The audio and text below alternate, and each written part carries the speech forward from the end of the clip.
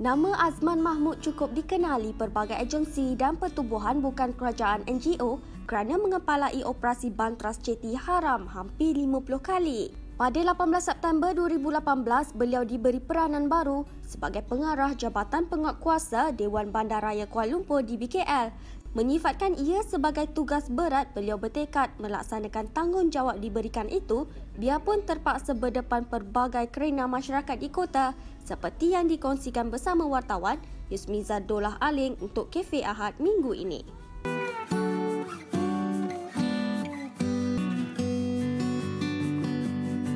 Pada mulanya saya diberitahu oleh kita punya ketua setiausaha lah, Kementerian Wilayah yang saya kena attach di Jabatan Penguatkuasaan di BKL.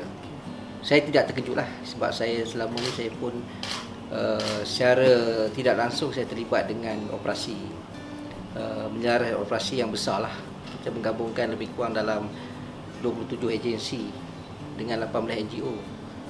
Dan cadangan awal tu bila saya nak gabungkan 27 agensi tu memang menghadapi kesukaran lah dalam operasi bantrai ceti haram yang dilaksanakan oleh kementerian.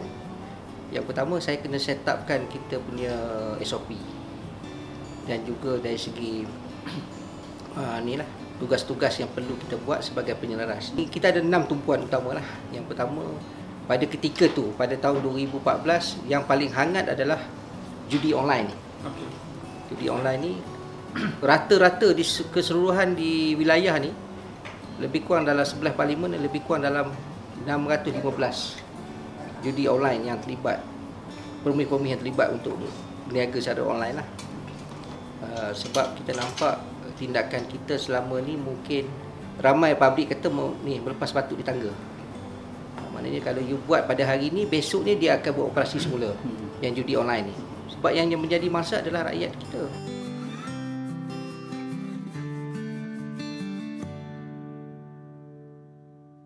Saya kalau di sini saja yang jawatan baru saya sebagai pengarah penguatkuasa ni, saya lebih kurang dalam 2,500 kekuatan anggota. Tapi kekuatan anggota kita, saya kena tolak 20% lah. Itu adalah urusan.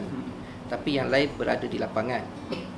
Cuma apa yang saya buat, saya dipesankan oleh di Datuk Bandar sendiri, kita sebagai penguatkuasa ni kita kena banyak mendengar daripada pecakap.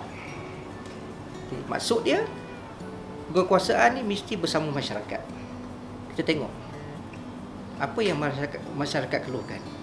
Contohnya kawasan perumahan, penguatkuasaan kena ada budi bicara juga lah. Maksudnya kalau kawasan itu kawasan perumahan, kita kena longgarkan lah. Kecuali yang hardcore, yang betul-betul menghalang lalu lintas yang kawasan utama, itu kita akan bagi notis dulu. Kalau kita rasa benda tu tidak jalan, kita akan tunda terus. Itu. Tapi kalau kawasan-kawasan di pusat bandar, contohnya macam Bukit Bintang, Chowkit, itu kita akan tak bagi peluang, memang kita akan tunda terus. Sebab itu akan mengganggu lalu lintas.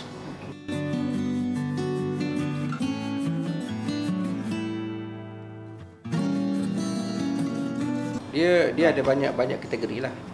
Kalau kategori, kalau saya mengambil contoh kategori pembangunan lah. Kalau pembangunan ni kebanyakan pemaju-pemaju yang kita tawarkan lebih kurang dalam 150 projek yang ada di Kuala Lumpur ni, kebanyakan rata-rata akan melanggar syarat kerja lebih masa lah. Kerja lebih masa ni maksud dia kebanyakan kelulusan yang diberikan sampai pukul 7 malam, 10 malam dan juga pukul 12 malam. Tapi kawasan-kawasan perumahan yang sekitar ni Segambut, Kepong, kebanyakan kelulusan sampai pukul 7 malam. Tapi kebanyakan kontraktor ni, dia bila dia mendapat kelulusan tu, dia akan buat contohnya macam simen. Dia akan order simen yang kat ni dia punya kapasiti yang dah yang banyak. Tapi bila dia dihadkan sampai 7 malam, dia akan langgar lah sampai pukul 10 malam. Tapi sebenarnya benda tu dah jadi trend. Sepatutnya dia boleh dari peringkat awal dia minta kelulusan sampai pukul 10 malam, tapi dia saja buat sampai pukul 7 malam.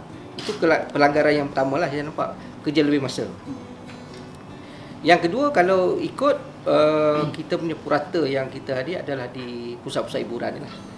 pusat-pusat hiburan yang kita dapat, kita lebih kurang dalam 752 yang berlesen. Di seluruh parlimen yang kita keluarkan lesen, lebih kurang dalam 752. Itu tak campur yang tidak berlesen lah. Yang saya cakap ni yang berlesen. Tapi rata-rata kita pergi di pusat-pusat hiburan yang kita kenal pasti, kebanyakan tidak ni ada lesen. Dia ada 2 kategori. Satu tak ada lesen langsung, satu lagi yang tamat tempoh lesen. Okay. Bila kita buat pemeriksaan, kita buat operasi bersama dengan agensi-agensi sahabat, kita dapati mereka ni langgar syarat. Okay. Salah satu syarat yang dilanggar, lebih masa.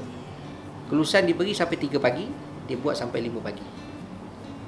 Yang kedua, masalah dadah di pusat-pusat hiburan ni terlalu serius. Dia akan kebanyakan yang kita pergi tu, saya rasa Tuan Syed pun adalah.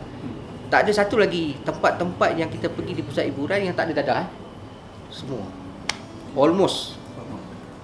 Ada dadah.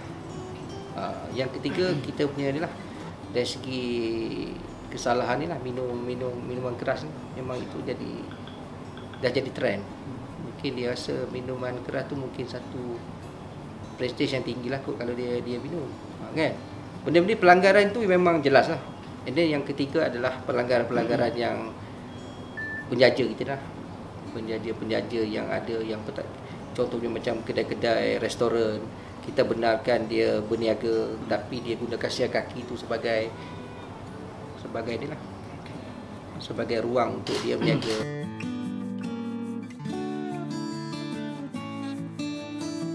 Budi bicara biasanya saya menggunakan konsep fazakir dalam kerja saya dengan bersama staf saya lah. Staf saya boleh tegur orang atas. Fazakir ni biasanya peringatan. Peringatan ni yang digunakan oleh konsep yang digunakan oleh Rasulullah masa zaman dulu. Dia menggunakan, kita kena mengingati. Sebab kita punya masalah sekarang ni adalah kita suka lupa diri. Bila kita rasa benda tu biasa, hari-hari kita saman orang, kita rasa benda tu memang keperluan. Tetapi dalam ketika sesuatu tu kita kena fikir budi bicara. Budi bicara ni bukan kata ruang untuk kita rasuah, bukan. Ini budi bicara ni adalah ruang-ruang yang kita perlukan. Contohnya saman, parking. Kalau kita tengok seorang tu di depan dia adalah bank contohnya, dia nak ambil duit, lebih kurang dia ambil masa lebih kurang 5 minit atau 10 minit. Saya rasa benda tu tak perlu kita saman dia atau claim dia. Sebab itu benda yang common sense. Sebagai manusia kita tahu, dia pergi sana park, memang tak ada kawasan parking pun. Memang dia park double parking sekejap, dia pergi ambil duit. Itu benda-benda yang kita kena ambil kira lah. Okay. Yang kedua, dari segi budi bicara ni, contohnya kita nak robohkan sesuatu gerai lah. Gerai ataupun yang melibatkan kawasan-kawasan di tanah-tanah kerajaan ni, kita terpaksa gunakan budi bicara. Sepatutnya kita ada kuasa untuk roboh. Tapi kita menggunakan pendekatan engagement lah. Kita akan panggil penduduk, kita akan panggil ni ahli parlimen, wakil ahli parlimen dan juga pejabat menteri dan juga agensi yang berkaitan untuk kita duduk bersama. Duduk bersama, berunding.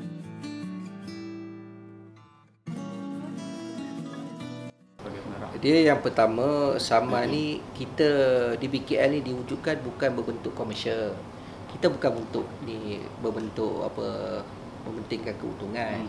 Tetapi untuk mendisiplinkan masyarakat ni, warga kota ni, pilihan terakhir adalah penguatkuasaan. Itulah kita kaitkan dengan compound ataupun denda-denda yang kita kenakan pada dia. Bila netizen dia marah bila kita keluarkan, anggota saya keluarkan saman, because dia dalam keadaan marah. Bila dalam keadaan marah, dia rasa benda tu tak rasional. Kenapa dia disaman? Kenapa orang lain tidak disaman? Kita ada menerima ugutan sampai satu ketika tu ada satu kenderaan tu kita saman lebih kurang dalam dia punya kesalahan lebih kurang 226. And then dia post balik apa yang saman yang dia ada tu pada kita dengan perkataan yang kurang sopan lah. Dan akhirnya kita dapat trace dia. Kita tunda dia. Sebab dia seolah-olah mencabar kita punya kewibawaan lah. Seolah-olah dia anggap macam kita sama dia 226 keping. kita tak boleh ambil tindakan. Sebenarnya kita ada boleh ambil tindakan, tetapi ada juga ruang dan peluang kita bagi pada masyarakat.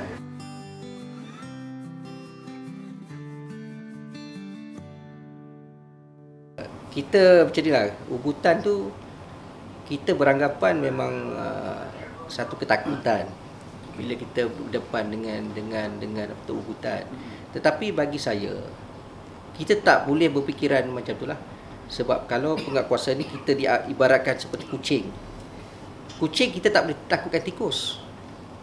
Kan? Kalau di kucing takutkan tikus, siapa nak menjadi pemimpin untuk masyarakat? Sebab kita diberi kuasa. Bagi pandangan saya pula, saya memandang secara positif. Bila kuasa diberi, kita kena bagi sebanyak mana manfaat pada masyarakat. Itu kuasa yang patut ada. Bukan kita menggunakan kuasa untuk inai orang lain. Kalau ugutan tu bagi saya setakat ni saya belum dapat. Tapi kalau kita berdepan dengan ugutan-ugutan tu, saya rasa benda tu adalah perkara biasalah. Sebab kita menguatkuasakan undang-undang. Bila kita kacau tempat seorang, dia rasa benda terancam lah. Tetapi dia kena ingat, perkara ni negara kita mempunyai undang-undang lah. Maknanya kalau kita gunakan saluran undang-undang yang ada lah. Kebanyakan bila kita berdepan ni, kita akan menggunakan undang-undang yang tertentu lah. Contoh macam pusat hiburan, kita akan gunakan Akta di hiburan 1992. Maknanya apa kesalahan dia? Kalau dia melanggar syarat, dia punya denda adalah maksimum RM50,000. Kalau dia rasa dia tidak berpuas hati dengan kita, dia boleh dakwa kita ke mahkamah. Tetapi kebiasaannya, dia orang tak akan challenge pihak berkuasa tempatan lah. Sebab mereka tahu, yang pertama dia orang tak ada lesen. Yang kedua, memang kesalahan-kesalahan yang dia buat tu memang kesalahan-kesalahan nyata, yang terang, yang bila dia akan bawa ke mahkamah memang dia akan kalah.